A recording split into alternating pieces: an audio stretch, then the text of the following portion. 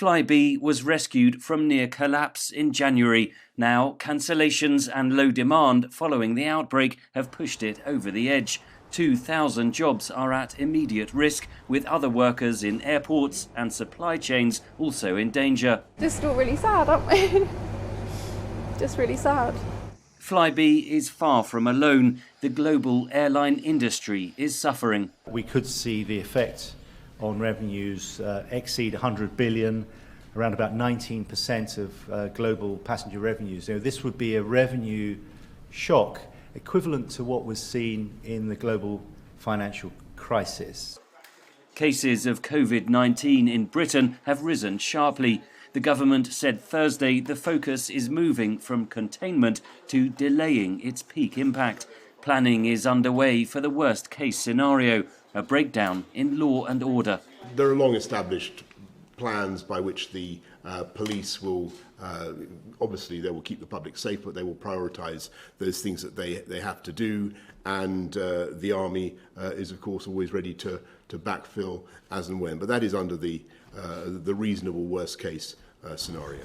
Across Europe, big gatherings are being cancelled or postponed, from trade shows to sporting events. The economic impacts are starting to bite.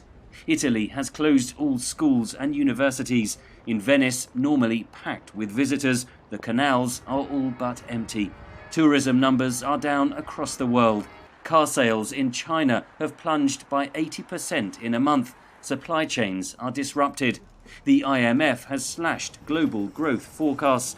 It's offering up to $50 billion for poorer countries that could struggle to deal with a coronavirus outbreak. We do have up to $10 billion available for low-income countries to tap in with zero interest rates.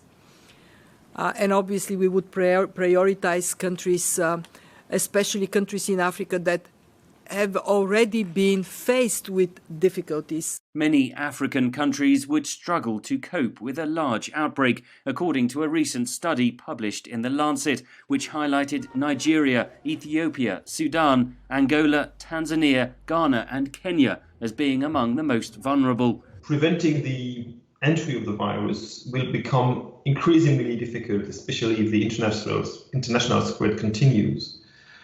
And given those data that indicate that the quality of care really has a strong impact on how serious it can be and how fatal it can be, I think that moving toward funding better healthcare in general would be quite a useful strategy. The one bright spot, new infections in China, the source of the virus, continue to fall. Whether other countries can replicate Beijing's response remains to be seen. Henry Ridgwell for VOA News, London.